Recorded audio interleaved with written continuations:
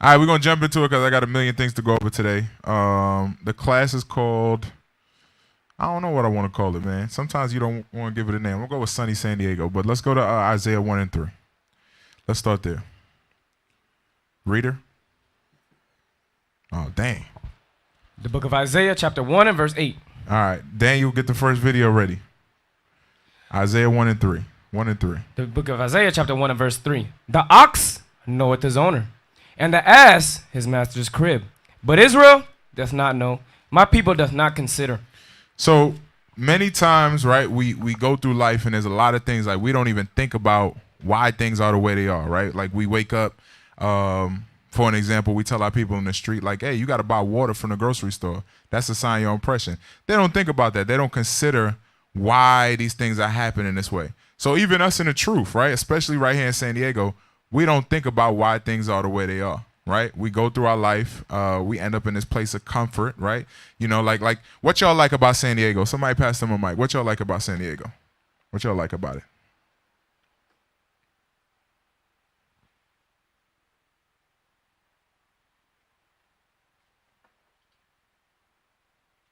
Any day now, the mic might be working. Do. You know what I'm saying? Call it out, because by the time Daniel gets you a mic, you know what I'm saying? It's dead, so you got to get one. Go ahead. I like the sunny weather. You like the sunny weather, okay. Sunny San Diego, that makes sense. What you like about San Diego? I heard you. He said he liked the sunny weather. Where's someplace other than St. Louis, so it ain't St. Louis. It's someplace other than St. Louis. Dang, so it's comfortable. Yes, sir. Okay, all right. You know what I'm saying? See? All right, read Isaiah 1 and 3. The ox knoweth his owner, and the ass his master's crib. Uh-huh. But Israel doth not know. My people doth not consider. Okay, so a lot of these things that are going on, we don't consider, right? So now play this, watch. Play this video, Daniel. I put it first because, you know, if they like, hey, we're going to take this video down, we'll just cut this part out, YouTube. I'm smarter than y'all. Ha. Hit play.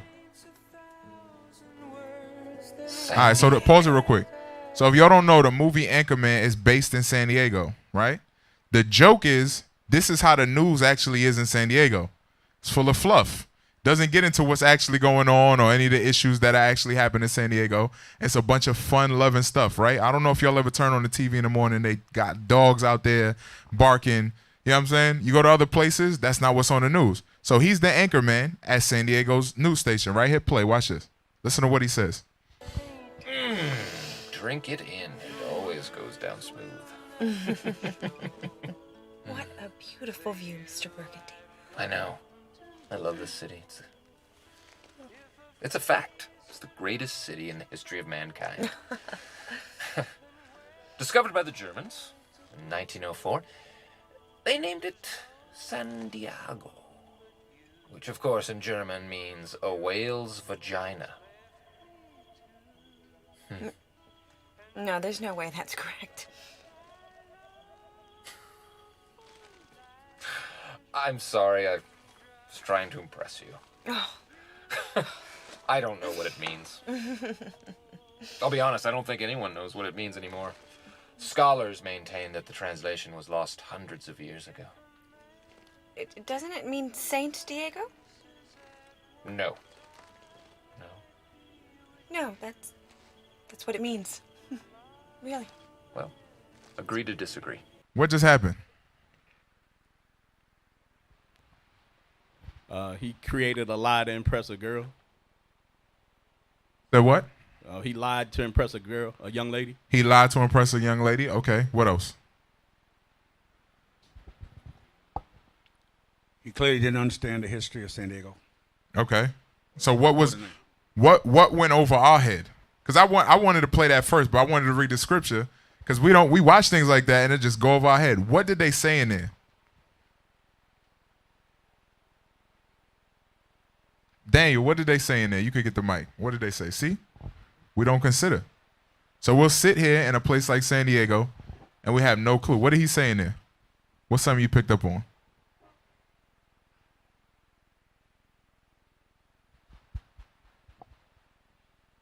You don't know? No, sir. No. Okay, all right. He said, you know, Shemai? Maybe somebody paying attention. Praise God. No, not the whale's vagina. Greatest place. He says like it was the Okay, that's something. Okay, that's something else. You picked up on something. But what did he say San Diego was called after? After who? Who was San Diego called after? See how that a whale's vagina discovered by Germany. No, see how we miss it? 1902 or something like that. Nah, forget it. Let's read. So Saint Diego, right? That's going to be important for y'all to pay attention to. So they'll put something like that in a movie, make it a joke, and it'll go straight over your head. Just like they put a whole bunch of stuff around you in San Diego, and you'll walk through the city and not pay attention to any of it. Right? Read Isaiah 1 and 3 real quick, and then we're going to go to Psalms. Isaiah chapter 1 and verse 3. The ox knoweth his owner, and the ass his master's crib. But Israel doth not know, my people doth not consider. So the goal of this class is Lord's will to wake some of y'all up and y'all will start paying attention.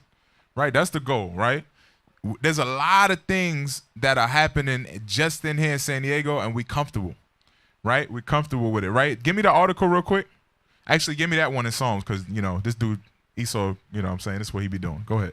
Psalms chapter 58 and verse 3. Go ahead. The wicked are estranged from the womb. Uh-huh. They go astray as soon as they be born. Uh-huh. Speaking lies. So they speak lies, right? So you'll watch a movie, it'll be like, it seems like he's lying or he's not telling the truth because he discredited himself in the beginning. The first thing he said was a lie. So now when he tells the truth, you're like, I don't know if I could trust him or not. Maybe he's lying. That's why it'll go over your head. But that's the truth. He just told you why San Diego's named San Diego. But there's a lot of lies that we don't know about, right? This might be one that y'all kind of know about, right? So this is on San Diego. What site is this again? This is like San Diego's site, right? The san diego.gov website, right? So now let's look at something real quick. Something simple. Something simple, right? Go ahead. Public utilities, water supply. An adequate and reliable water supply is vital for all of us. Historically, the city of San Diego's water needs have greatly outpaced the local supplies from rain. So, brothers, if we have no rain, sisters online, if we have no rain, sisters in the building, if we have no rain, what's going to happen to us? We're going to die, right? So, we live in a place that has less water, right, than we need, but somehow we're still living. That don't alarm y'all? That should alarm us. That should make us think, how are we able to survive if we don't got enough water available to us, right? These are all things that we don't consider. We turn on our faucet and we never think about the fact we have no water in San Diego. That water could run out. Keep reading, watch. The city purchases approximately 85 to 90% of its water, which is imported from Northern California and the Colorado River. Now, our water doesn't even come from San Diego. But we don't think about that when we take a bath. It's because we're comfortable. We've grown to believe that this is how things are. So we go through life, we just turn on the shower and we say, hey, it is what it is, right? It's why we don't have no push or no pep in what we're doing. Because when we wake up, everything here has been created to give you this feeling of utopia. You got 70-degree weather. You got palm trees. Give me the picture now, Daniel. Watch this. Watch this. Remember, read that scripture again, Psalms. Psalms chapter 58 and verse 3. The wicked are estranged from the womb. They go astray as soon as they be born. Speaking lies. Speaking lies. So from the time they're born, they speak lies. So you grow up in this place and you think this is how this place was in the beginning. You think this is how it's supposed to be. Read that. Why does San Diego have so many palm trees? It's easy to tell the difference between an individual and an entity. The palms originate on the Canary Islands off the coast of Spain. Interesting, right? So the palm tree, very interesting, right?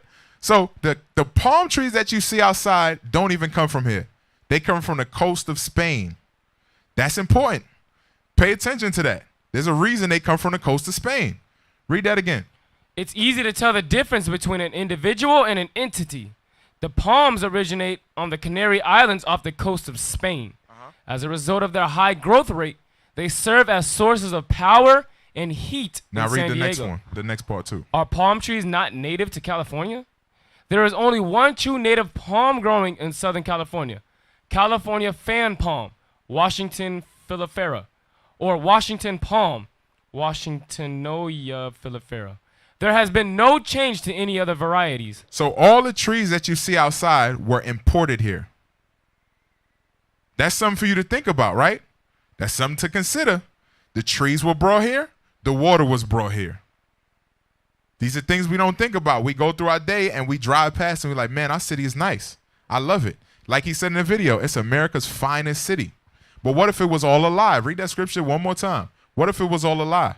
Psalms 58:3. The wicked are estranged from the womb. They go astray as soon as they be born, speaking lies. Give me Romans 13 and 11.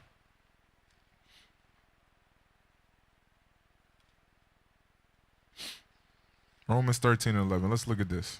Romans chapter 13 and verse 11. And that, knowing the time, that now it is high time to awake out of sleep. So the state of sleep is not literally you lying down in the bed. It's you being unaware spiritually. There's a lot of things. Give me that in Proverbs where it says, yes, give me that. There are a lot of things going on that we're not paying attention to. Something as simple as the trees are not real. Something as simple as our water is not here. They say California is going to run out of water in the next year. How many of us are moving with urgency to make sure we have water? To make sure that we have things set up? You ain't got to raise your hand. I know you do, Shemaiah. You know what I'm saying? You got to raise your hand. But the point is we're not moving with a sense of urgency. Many of us not even here tonight because we believe in our head, hey, I'm going to have another chance to congregate. I'll just come on a Sabbath. You may not have another chance. Tonight might have been your only night. Tonight might have been your only night. Read that. Proverbs chapter 21 verse 16. So this is going to explain what that sleep means in Romans. Go ahead. The man that wandereth out of the way of understanding shall remain in the congregation of the dead. So when you have no understanding, right, according to the Bible, and you can't see things spiritually, you'll remain in the congregation of the dead. The congregation of the dead lives in America's finest city. That's where they stay. Go ahead. Okay, go back to Romans and read it again. Romans 13 and 11. And that, knowing the time, that now it is high time to awake out of sleep. For now is our salvation nearer than when we believe. So our salvation is way closer than it's ever been. We looking at things, right? We watching classes. We saying, man, it looks like the war finna kick off any day now. But when are we going to start taking our minds up out of here? When are we going to start saying to ourselves, you know what? This is a lie. It's always been a lie. Not just the fact that they put us in slavery, but everything they set up. The water ain't real. The animals here ain't real. When you start looking into this stuff, you start digging into what San Diego actually is, you'll find out that it was something that was just created. Look up Utopia for me real quick. You got some? Go ahead. So I moved to San Diego in 1974 from New York City, right? And San Diego today is nothing like San Diego of yesterday. This place, like you said, San Diego is a lie. It's a utopia. It's a facade. You know, this is a desert. We live in a desert. But they brought in all the grass. There's not a man-made, there's not a natural-made lake in San Diego. Every lake in San Diego has, the water's been manipulated so that it will hold, or they just dug it out and created their own lakes. There's no lakes here. See, that's something to consider. All saying tonight, I just used that word. Dang, that's something to consider. See, you know what I'm saying? That's why he's smart. Now, Utopia. Go ahead. Utopia. Offset and I just use this word. I'm sure y'all like, what does that mean? Go ahead. Utopia. It is a noun, an imagined place or state of things in which everything is perfect. Compare with dystopia. So utopia, right? The synonyms. Read some synonyms of utopia. Synonyms: ideal place, paradise, heaven, heaven on earth. So the goal of creating a San Diego the way it was for them to create their heaven on earth. So when you fall into that, you're lost. You sleep. It's time for you to wake up. But again, this was never created for you. And we'll get into it today. We're going to go through some of the history of how this place got started. It was never created for you. It was never to be the place that you found comfort. Yeah, I know the weather is 70 degrees and we got beaches everywhere and it's comfortable. But your mind shouldn't be in that state. Your job is to save your people up out of here. This is a place that's on fire, whether you see it spiritually or not. Read that again. Romans 13 and 11 again. Romans chapter 13. I'm supposed to get to verse 12. Yes, sir. All right, let's do it. Romans chapter 13 and verse 11. And that, knowing the time, that now it is high time to awake out of sleep. For now is our salvation nearer than we believed. The night is far spent. The day is at hand. Let us therefore cast off the works of darkness and let us put on the armor of light. And that's what we got to do. We got to put on the armor of light, these laws, statutes, and commandments. And that'll help us to see what's really going on. Give me the next article, Daniel. Them fingers is clicking, man. Let's look at this one. So this is important for what we just talked about. We just talked about utopia. Look at what it says about San Diego. Go ahead, read. San Diego is the most fun place to live in the U.S., according to a new report. Scroll down. San Diego KGTV, U.S. News and World Report has confirmed what many San Diegans already know. America's finest city is the most fun place to live in the U.S. Go ahead. According to the ranking released in late October, San Diego takes a top spot on the list thanks to its restaurants, parks, and natural beauty. Just like Officer Ann and I just said, natural beauty, right? The palm trees is fake. The water is fake, but it takes the cake for natural beauty. And so, give me Psalms again, one more time. This place is a lie. I'm going to say that 100 times before I end this class. Y'all that are in the truth can't keep living here like it's comfortable. We can't keep having that in our mind. It's a lie. They just told you San Diego won for natural beauty and all of it is made up. Go ahead. Psalms chapter 58 and verse 3. The wicked are estranged from the womb. They go astray as soon as they be born, speaking lies. All right. So now, drop that, Daniel. Let's go to 1 Corinthians 7:31. So I know what some of y'all are saying at home, right? Especially some of you sisters, right? Y'all are like, man, he's negative. I like it here. It's comfortable. It's better than the place I got shot at. It's better than New York. Why are you being negative? 1 Corinthians 7:31. 1 Corinthians chapter 7 and verse 31. And they that use this world as not abusing it. For the fashion of this world passeth away. So Paul said something there. He said it was okay to use this world, right? But you weren't to abuse it. It wasn't supposed to be your rest or the thing that you found comfortable, more comfortable than the Bible or the commandments or the fact that this place was going to be destroyed. So I have no problem with you enjoying the weather and the beaches and the things that San Diego has to offer. My issue is, what is your mindset towards those things? Do you believe this is the most fun city on earth? And if you do, you're gone. Those are the things that we really got to deal with in our head, right? Give me 1 Corinthians 5 and 2. 1 Thessalonians 5 and 2. My bad. Thessalonians. All right. So what I've been talking about for the past 30 minutes for those at home.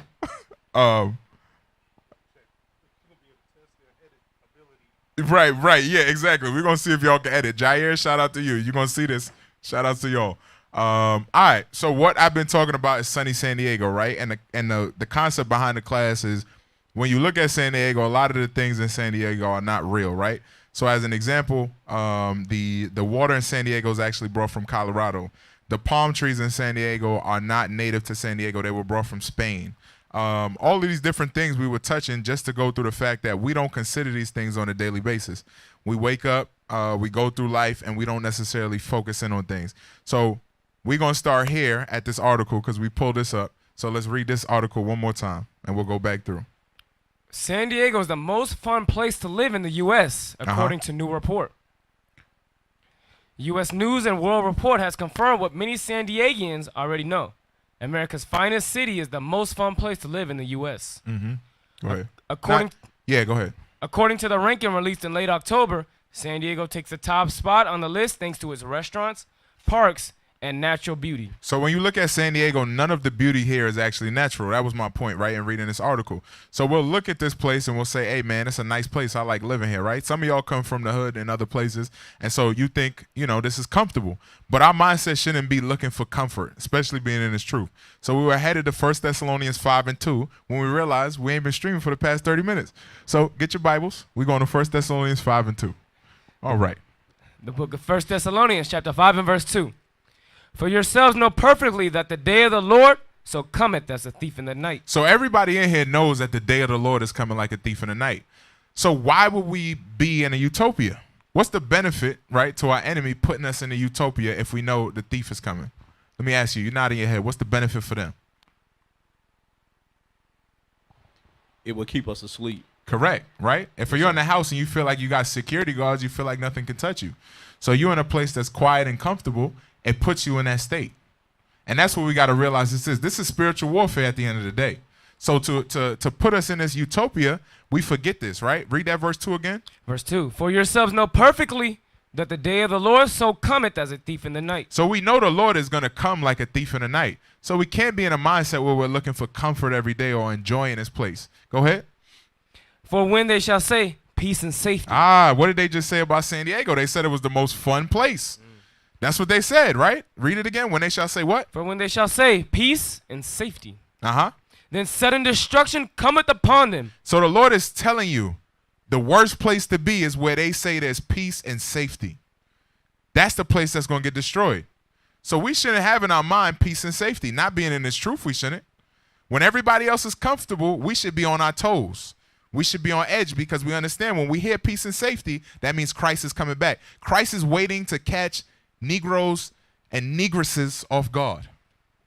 You understand? That's what he's waiting on. So a place like this is going to have you off guard. Go ahead. As travail upon a woman with child, and they shall not escape. Go ahead. But ye brethren are not in darkness, that day should overtake you as a thief. Y'all are not in darkness. Y'all come to Sabbath every week. Y'all hear these classes on Tuesday. So y'all shouldn't be in a place where you hear these things and you're like, oh, I'm just going to go back and be comfortable. That shouldn't be you. But what if you were in San Diego? What if San Diego was causing you to say, you know what, I don't got to go as hard as I did when I was in St. Louis or when I was in New York, right? Or when I was over Officer Azariah from Rhode Island, right, as an example. Or when I was in Tijuana, Mexico. Maybe I don't got to go as hard. You know what, it's nice here. Nobody's doing nothing at night. I'm comfortable. What if that was creating that mentality in us? Well, that would mean we're going to die because of that. That's what that would mean. Go ahead. Ye are all the children of light and the children of the day. We are not of the night, nor of darkness. Uh-huh. Therefore, let us not sleep. Let us not sleep, right? Go to Psalms again, right? We keep seeing that word sleep. This is what Proverbs 21. This is what sleep makes reference to, right? Sleep makes reference to when you spiritually have your eyes closed, when things are happening all around you, like fake palm trees and fake water, and these things that California about to run out of water, all these things are happening around you, and you go through your day as if, hey, it's okay. I like it here. Go ahead.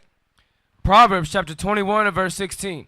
The man that wandereth out of the way of understanding shall remain in the congregation of the dead. So when you don't have the understanding of this Bible in your head and in the forefront of your mind, you're going to remain in that congregation of the dead. So you could be in here and still be asleep. That's why he's told them, go back to 1 Thessalonians in verse 5 and 6. This is what he said to him. 1 Thessalonians chapter 5 verse 6.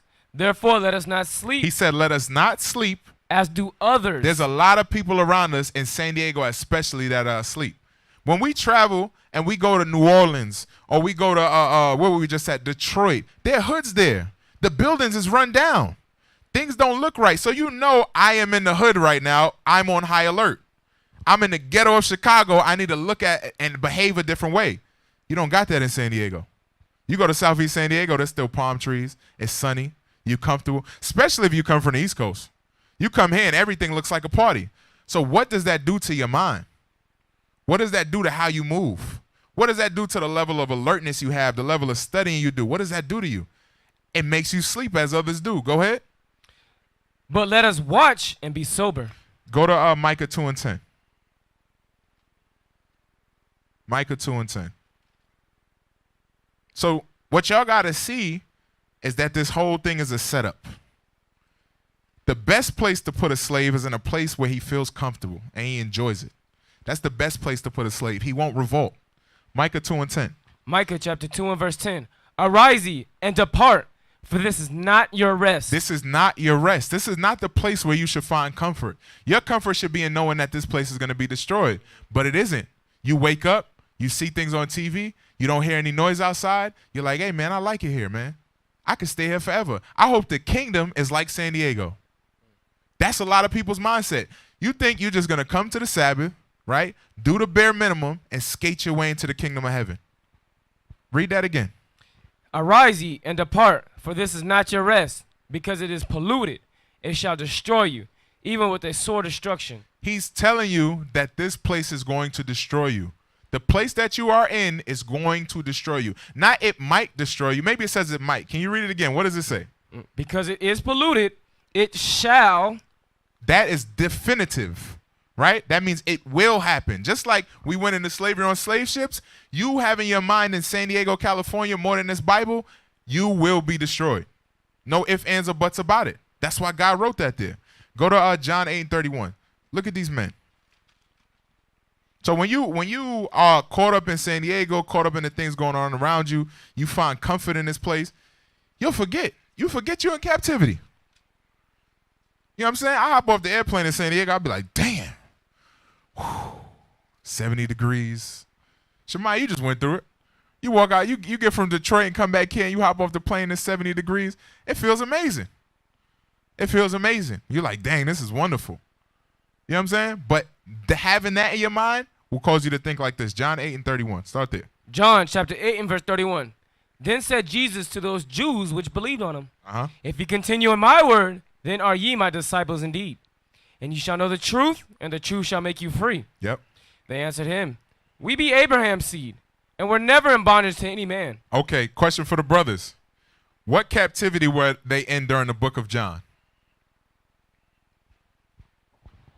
The Roman captivity. So why did he say we have never been in bondage to any man? Was he thinking about Egypt? They never was in bondage in Egypt. Now think about what I'm asking you. Yes, sir. Where are they currently at as they're having this conversation? They're in Jerusalem, but under Roman. So are they rule. in bondage or not in bondage? They are in bondage. Why would he say we have never been under bondage? Oh, he comfortable. Exactly. Yes, sir. You see what I'm saying? Yes, sir. In his mind, this ain't captivity. This ain't slavery. Rome was just like San Diego. It's the same thing. Rome was just like San Diego. It's like, man, you know what? I like it here. It's not that bad. So when they told them, read verse 32, when Christ said this to them. Verse 32. And ye shall know the truth, and the truth shall make you free. When he said you shall have understanding of the fact that you're an Israelite, that you need to be keeping God's commandments and that you need to be pushing to get up out of here, his response, the Negro that he was, read the next verse, was this. They answered him, We be Abraham's seed, and were never in bondage to any man. How sayest thou, ye shall be made free? How you going to free me? I'm already free. I've never been in bondage. And that's what happens to a lot of our brothers and sisters when we go out on fly missions, go to camp out here. We tell them, hey, man, you in captivity. They look at us like, I'm doing all right. It's a mindset. It's a mindset, my brother. You got a slavery mindset. But we in Rome today, just like they was in Rome. And we could never let ourselves feel like, hey, we're not in captivity. That has always been the goal of the people over us, was to make us assimilate and feel like we're not in captivity. We're not in this position that we're in. And this is the perfect place to do it, I tell you, because if you was in New York and trash was all over the floor, do New York make you feel like you free? Absolutely not. Absolutely not. But what you were saying, you got to think about, and I'm talking about people that know that they're in the truth and stuff like that. So are they really in the truth? You know, because if you get comfortable like that, it's like like scripture say, the days of Noah, right? Noah, go to Hebrews 11:7 real quick. Noah was out there warning these people, hey, the flood is coming. The flood is coming. And they was like, man, what you talking about, dude? What is a flood? You know, they didn't even know what a flood was, right?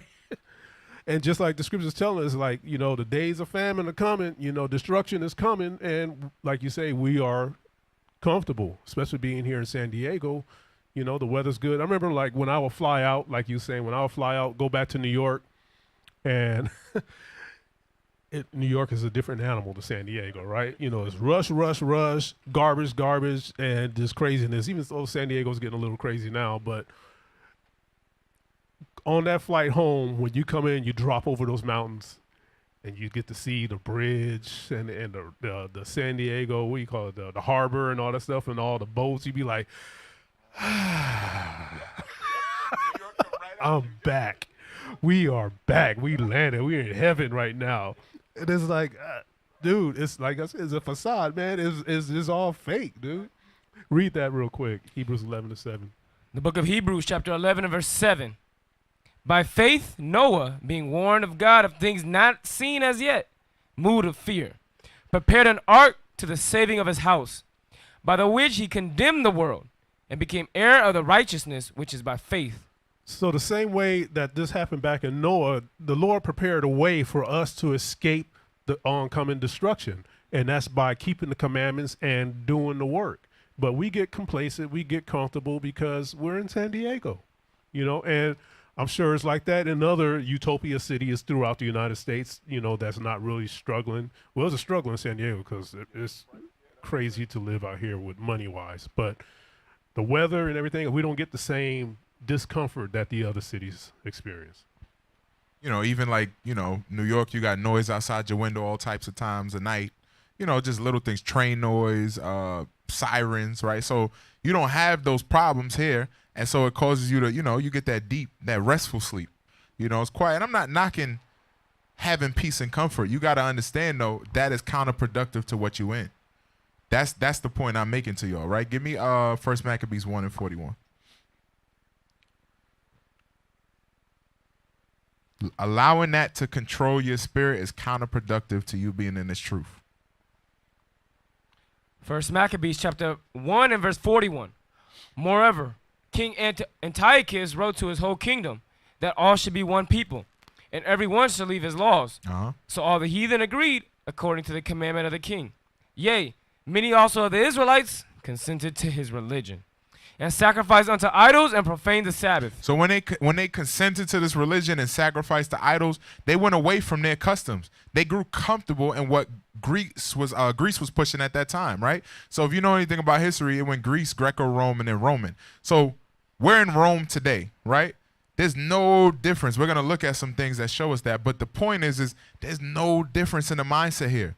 The mindset has always been this. Get them to leave their religion and come and follow what we do and be comfortable among us. That has always been the mindset. Go ahead. For the king had sent letters by messengers unto Jerusalem and the cities of Judah, that they should follow the strange laws of the land, and forbid burnt offerings, and sacrifice and drink offerings in the temple, and that they should profane the Sabbaths and the festival days, and pollute the sanctuary and holy people, set up altars and groves and chapels of idols, and sacrifice swine's flesh and unclean beasts, that they should also leave their children uncircumcised, and make their souls abominable with all manner of uncleanness and profanation. The goal was to make their souls unclean. Because if your soul is unclean, then the Lord doesn't deal with you. That's what you read when you read in the Old Testament, you say you'll be cut off from among the people. It was talking about your soul being cut off from among the people. You not being able to ever be an Israelite again, burning in fire. That's what it was saying, and that's always been their goal. So, of course, I'm going to set this up to make you comfortable, because if you stay comfortable, your soul will get set on fire. I'll never be destroyed. I'll get to rule for as long as you don't act right. You'll have to understand that's what this is. That is the war. The war is get them comfortable, and I keep ruling. Have them like San Diego, enjoy these palm trees, enjoy these beaches. If you stay in this position where you enjoy this, then there's never a reason for me to lose my position, because Christ has no reason to act. He has no reason to act until you men get up off your ASSs and push. Specifically here in San Diego, right? Go ahead. Verse 49. To the end they might forget the law and change all the ordinances. So the end goal was for you to forget the law. And that's what happens when you get comfortable in here. That's why some of y'all at home and y'all don't got to be home. Some of y'all don't got to be home. It's just, hey, it was going to be uncomfortable for me to sit in traffic. Uncomfortable to hit Telegram and click the link just to even listen. Just to listen. It's not the San Diego way. You see what I'm saying? It's not the San Diego way. You want 70 degrees in all aspects of your life.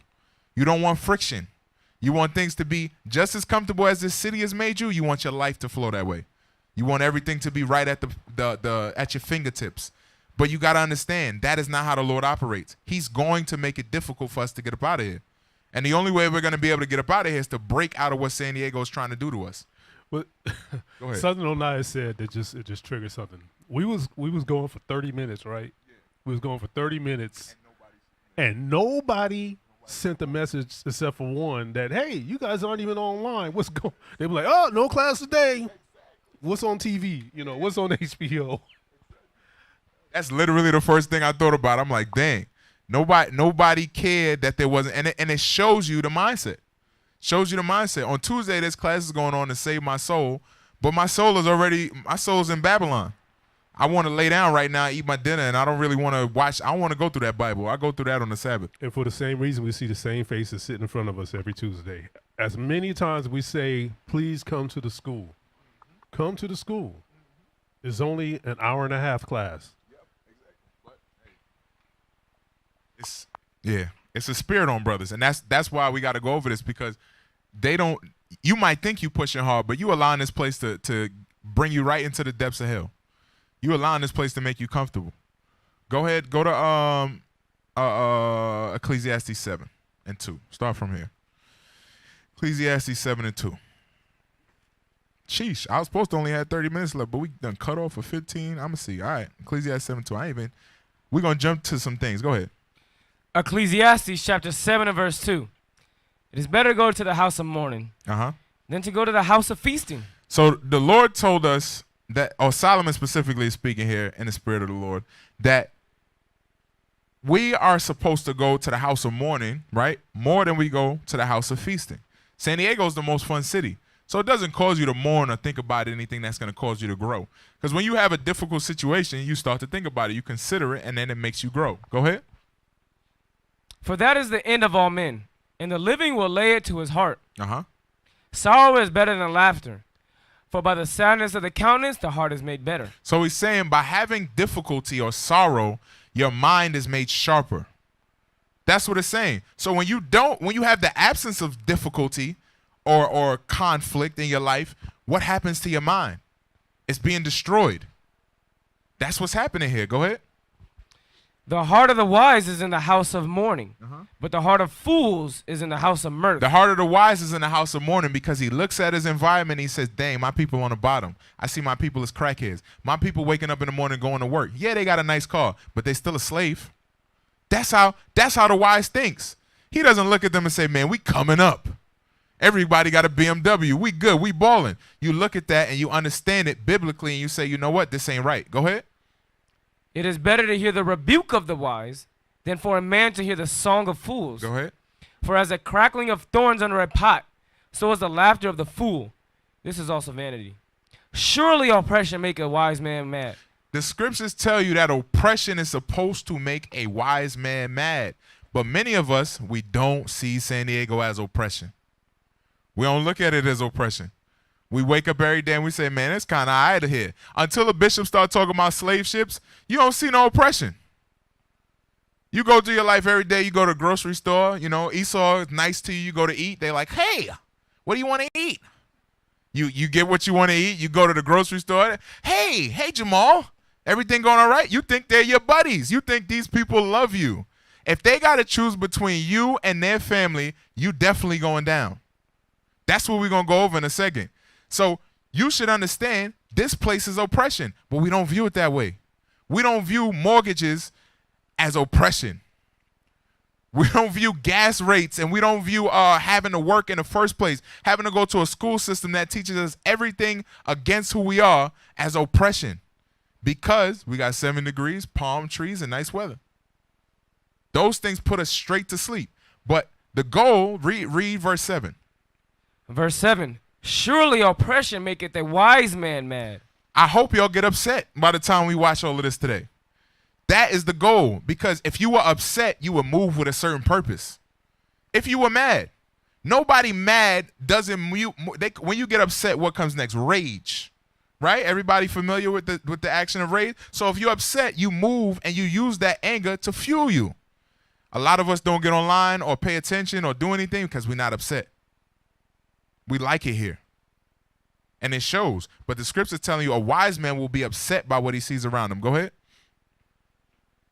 And a gift destroyeth the heart. So it's telling you a gift will destroy your mind, right? And the gift that you're getting is San Diego. That's the gift you get every day. You wake up, you get palm trees, beaches, you get everywhere in 15 minutes. Ain't really no rush hour, right? Starbucks, wherever you want it, whatever restaurant you want. Shout out to Shemaiah. whatever you want, it's here, right? And so then when you have that, you don't feel like, oh man, this is the worst place to be, because there's no limitations on your lust. No limitations on it. Even America, right? You know, as a fat brother, I think I was talking to Daniel about this at men's conference. The stores in America allow you to eat whenever you want. If you were in the wilderness, would you be able to kill a cow and make a burger at 2 a.m. in the morning? Huh? Would you be able to eat a burger, sisters? No, right? No, you would not be able to eat no damn burger, right? So right now, they allow you to, whatever your lust pop in your mind, I want some ice cream. You could go get it.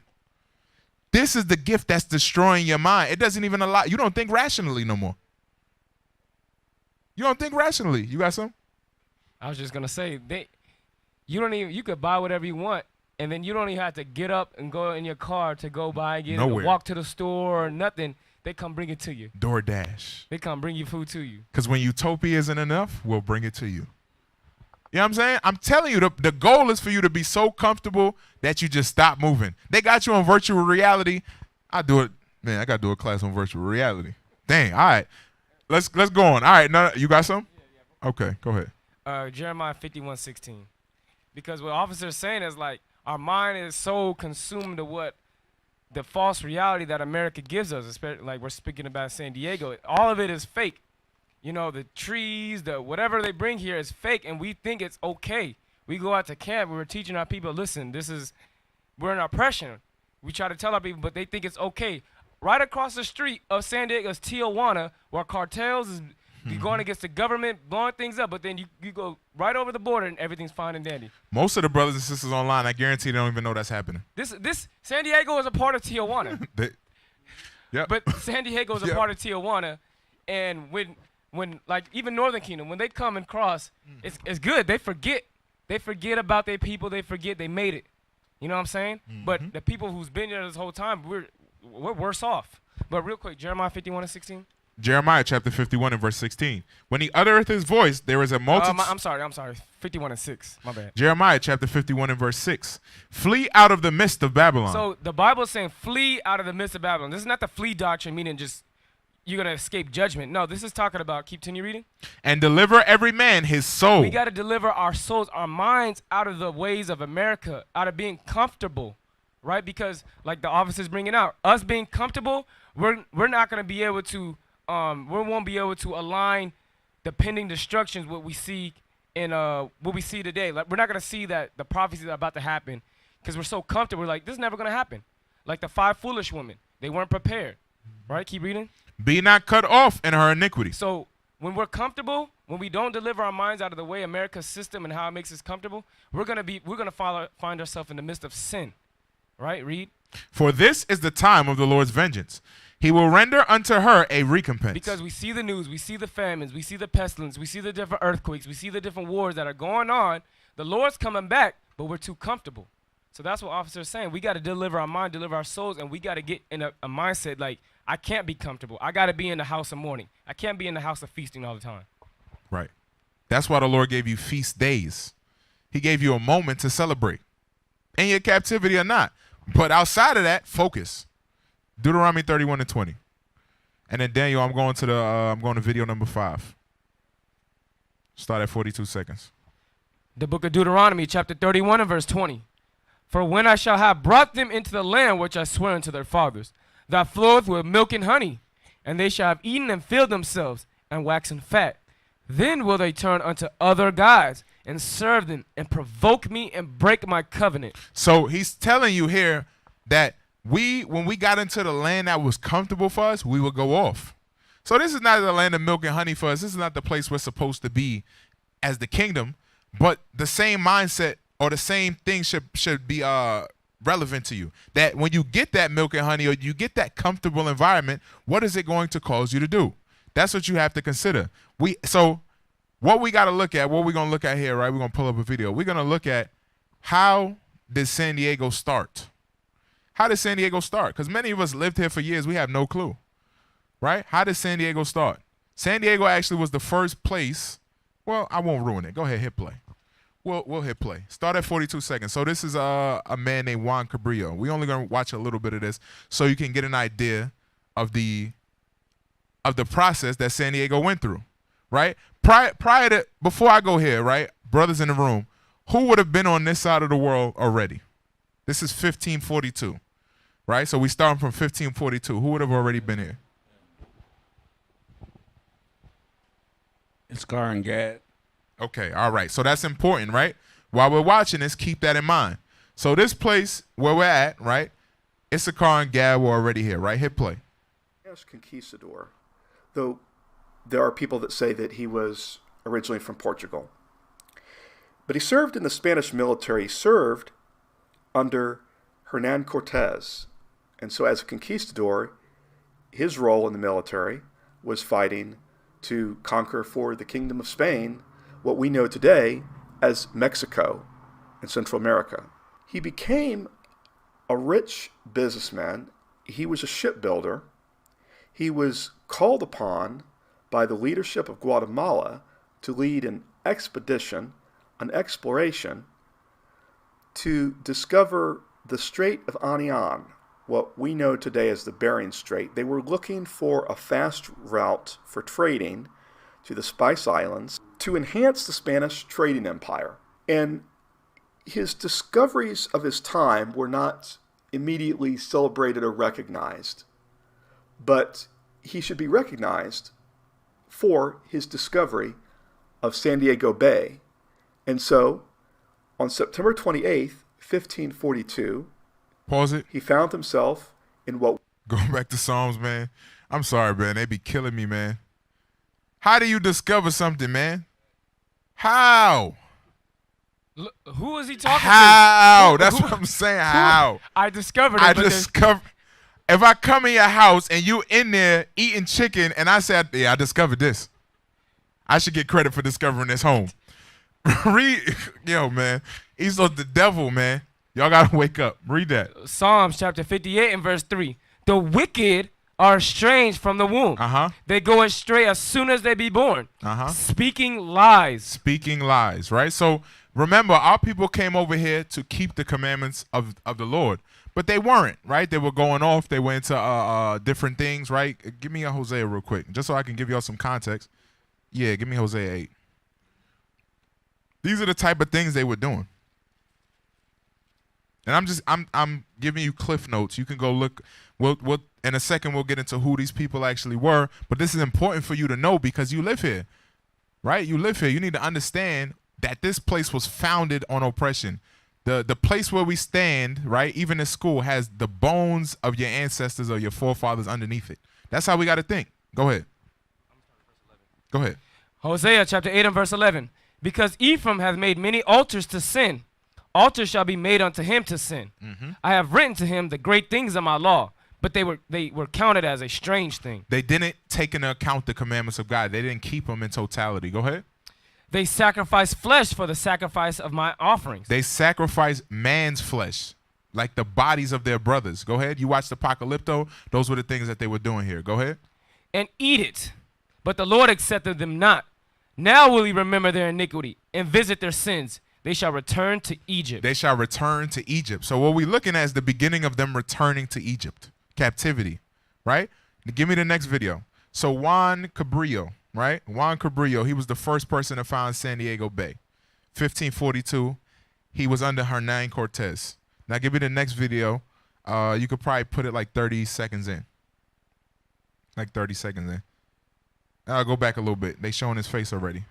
So correction, he was the first Spaniard to He was the discover- first Spaniard, correct. Yep. discover See how they San get, Diego. even me. Got you. Even me, you know what I'm saying? Like, it's the wording. That's why I said they're the devil. They'll say, we found it, and then you'll start repeating they found it. You're right. He was the first Spaniard to come here. Go ahead. When he had named the bay San Miguel. In this episode, So pause it I'll real quick. profile the exploration. So I'm skipping through. There's full videos of this, right? If y'all want to watch the whole thing, just type in history of San Diego. The bay was originally named San Miguel, right? That's what Juan Cabrillo named it, right? Go ahead, hit play. Of the bay by Sebastian Vizcano, a Spanish military man and merchant. He was a November Spanish 10th, military man, right? 1602 He was a Spanish military man. That's important. Go ahead. He renamed the bay San Diego in honor of Didacus of Alcala, also known as Diego de Alcala, who lived from 1400 to 1463. Pause it. So that is Saint Diego. Diego de Alcala. That's Saint Diego. That's who San Diego is named after. That's him right there. So this man he moved in the honor of that man because he honored that man, and he named the place after him. Give me Psalms 49 real quick. So this place is named after that Edomite. The book of Psalms, chapter 49 and verse 11. Their inward thought is that their houses shall continue forever, and their dwelling places to all generations. They call their lands after their own names. So they call the lands after their own names because they can't break what God said they would do. That's what they do.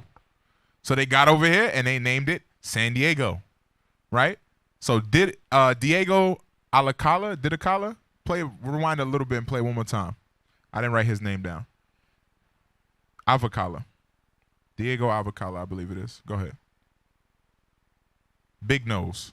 10th, 1602, he renamed the bay San Diego in honor of Didicus of Alcala, also known Didicus as Diego Avocala. I did write that down. Go ahead, hit play. de Alcala, who lived from 1400 to 1463. He was a Franciscan Catholic missionary who cared for the poor and sick. Pause it. He was a what? A Catholic missionary. Write that down because that's important. He was a Catholic missionary. Go ahead. If y'all know what a missionary actually did, we'll get into it. Because we hear missionary and we're like, oh, he taught white Jesus. That's what we think. Remember, this is a military man naming a place after a Catholic missionary. Hit play. Of Spain and was canonized by the Pope in 1588. Later, hold on, pause it. Do they got him floating? Am I tripping? They got that man floating? Oh my. Yo, just so y'all aware, just because they put saint in front of their name, they ain't the saints. The saints are the Israelites. That guy's a demon. He a murderer. He a thief. All them Spaniards. They ain't no saints. Let's read it. Psalms 148:14. You're right. You're right. They'll put saints. They got him floating with the cross behind him. Look at him. He's just like white Jesus. Read that. Psalms chapter 148, verse 14. He also exalted the horn of his people, the praise of all his saints, even of the children of Israel, a people near unto him. So Praise ye the Lord. The saints are the Israelites. Officer on Nice is 100% right. Go ahead, hit play, Daniel. Named after him. We'll learn more about that in a future show. After arriving from Acapulco in his fleet of 3 ships, the San Diego, the San Tomas, and the Tres Reyes, Sebastian Vizcaino mapped the bay, his expedition went ashore, and he encountered the Native Americans. He had been designated by the Spanish how did he find it? How did the other guy find it if he encountered the Native Americans? That's what I'm saying. Lies. That's why I keep reading that scripture over and over again. They are liars. You have to understand what you understand about this place is a lie. We're not going to read it again. We'll write it down, put it on your forehead, and hang it in front of your face. Psalm 58:7. Go ahead. Hit play.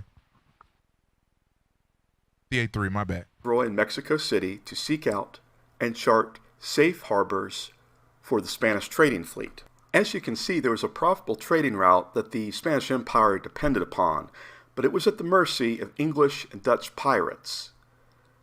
Also, there had been the claiming of what we know today as the area of Northern California as Nova Albion or New Albion for England by English explorer Sir Francis Drake in 1579. The success and future of the Spanish Empire depended upon the safe transport on the sea, and so another expedition commenced around 60 years after the Cabrillo discovery, and once again the Spanish ventured north of Mexico to learn more about the land that they claimed. New to themselves, but not at all new to the Native Americans who had resided there for many years. Now I'll read to you an account of the expedition. The first excerpt is from Vizcaino's Journal of the Expedition. These excerpts I'm reading from the book The Explorers, which was published in 1960. The next day, Sunday, the 10th of the month, we arrived at a port which must be the best to be found in all the South Sea. Pause it. For besides being protected... Pause it. So the devil said this was the best place in America a long time ago. You got to understand, that's always been the mindset. He said it's the best place that you could ever find in all the sea. Go ahead. Protected on all sides and having good anchorage, it is in latitude 33.5 degrees. It has very good wood and water, many fish of all kinds, many of which we caught with seine and hooks. On the land there is much game, such as rabbits, hares, deer, very large quail, royal ducks, thrushes, and many other birds. On the 12th of the said month, which was the day of the glorious San Diego, the general, admiral, religious, captains, ensigns, and almost all the men went ashore. A hut was built, and mass was said in celebration of the feast of Senor San Diego. So they had a feast. Pause it. They had a feast to this man when they set up and they got on land. Y'all gotta understand, this thing was started in celebrating a man. That's why this thing started. They went on land. They said, you know, we're finna celebrate him. Let's have a feast. Go ahead. The general called a council to consider what was to be done in this port in order to get through quickly. It was decided that the admiral, with the chief pilot, the pilots, the masters, caulkers, and seamen, should scour the ships, giving them a good cleaning, which they greatly needed, and that Captain Peguero, Ensign Alarcon, and Ensign Martin de Aguilar should each attend to getting water for his ship, while Ensign Juan Francisco and Sergeant Miguel de Lagar. Long story short, I think he gets shot with an arrow or something and he dies. You know what I'm saying? They got his ass. Praise God. All right, go to the next one. Go to the next video. Praise God. He ain't make it out of there. Praise God. There's a black God. You know what I'm saying? Praise God. So he named the place, right? So his name, again, was Sebastian Vizcano. He named San Diego. Now I was going to talk to you about the people who were here. Because it's important that we know these are our people. This tribe actually is still out here today. This tribe is still out here today, but many of us don't even know they exist. Go ahead, hit play. Welcome back to History San Diego. I'm Go George like 30 Farrar. seconds in. Previously on History San Diego, I profiled. Actually, you can let it play because they're going to tell you what happened. Of Juan Rodriguez Cabrillo and Sebastian Vizcano, and described their encounters with the Native Americans of the area, the indigenous people. They were known as the Cumai. The arriving Spanish would call them the Digueños. They had lived here for thousands of years before the Spanish conquered the land.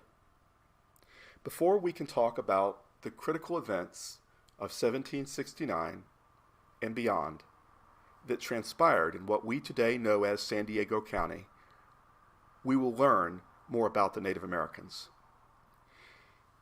These people were going to be systematically and brutally subjugated for many years, first by the Spanish Empire, starting in 1769, then later, Mexico, and even later, the United States. See what they, pause it, from our nation pause it. They telling you, these people were destroyed by the Spaniards that came. After they were destroyed by the Spaniards, they were destroyed in Mexico. After they were destroyed in Mexico, they were destroyed in the United States. These people still exist today. Give me Deuteronomy 28, verse 46. Watch. These people still exist.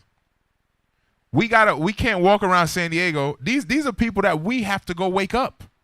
But how are we going to wake them up if we comfortable? They know what oppression feel like. They still here. Deuteronomy 28, and give me verse 46. Start there. Deuteronomy chapter 28, verse 46. And they shall be upon thee for a sign and for a wonder, and upon thy seed forever. Because thou servest not the Lord thy God with joyfulness and with gladness of heart, for the abundance of all things. Therefore shalt thou serve thine enemies, which give me verse 29. So the Lord said these curses will be upon them forever. That's why it hasn't broken yet. You don't think they tired of being oppressed? Who's the ones that know who they are and what needs to happen for them? Who? We do, right? So how can we be so comfortable? How can we be so comfortable? How can we wake up like we don't got nothing to do? How can we do that when we know our brothers is out here and we're the ones that got to wake them up? How? How can we have that mindset? How can we not get on Tuesday night class or not study or not do anything that we need to do when we know we're the only people that can save these people and give them the understanding they need? Deuteronomy 28 and 29. The book of Deuteronomy chapter 28, verse 29.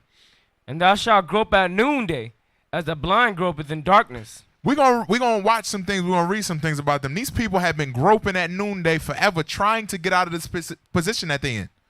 They're not out of it. They still in captivity just like us. Go ahead. And thou shalt not prosper in thy ways. Uh-huh. And thou shalt be only oppressed and spoiled evermore. They have been only oppressed just like we have been only oppressed. And I'm going to deal with them specifically, and we'll see why when I get further in. But the point is we have to see the importance of ourselves and why we can't be comfortable. These people still exist, and they're not the only group of Native Americans that are here. I believe they're Gad, you know what I'm saying, based on my research. They ain't knock them up till about the 1800s. They fought a long time, and they still here. But our mindset should be, how do we get to them? How do we reach them? And we shouldn't be comfortable in this place because they're not. All right, hit play. Hit play. I just went to Deuteronomy 28 to show you, right? There's some basic stuff you brothers could be explaining to people, right? Some basic stuff. Go ahead. So before we talk about the turbulent events that were ahead, it's only right that we recognize the culture that would be forced to give way to what we would describe as civilization, which was not exactly civil in the early years here.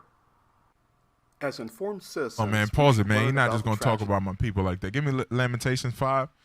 See how they throw little jabs in there? He going to say, let's talk about the civilization that wasn't exactly civil. What is civil about where we live today? Women walk around more naked than these pictures. Right? Men are homosexual. What is civil about what's going on today? But, you know, they'll make these comments and we'll take them in. We internalize them. We got to see our value. All of that slide talk is going to stop. When the Israelites wake up and we start doing what we need to do, all of that's going to stop. Lamentations 5. Lamentations chapter 5 and verse 2. Our inheritance is turned to strangers, our houses to aliens. They are the aliens. They are the invaders because these people were here first. This land was given to the northern kingdom by God himself. So how can you come here and say this place wasn't exactly civil? Y'all were in Europe with your drawers disintegrating off of you. Eating bugs and lice out of your hair.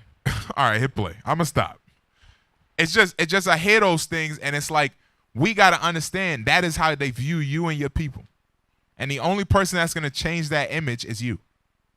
We used to scream black power while heroin was pushed. But at the end of the day, nothing's in vain. IUIC has been given a vision. The tents of Judah has risen. Many has attempted the mission. Minor murmuring, omitting, and missing the mark. Just reading that he had the flame of fire in his eyes gave us the spark. We on Paul's mission. We out on the road, purple and gold. From Mexico, Cuba, Haiti, Ghana, Sierra Leone. 144,000 boots banging, concrete crackling. These are our men repented at heart. The scriptures is proof. IUIC, we deliver the truth.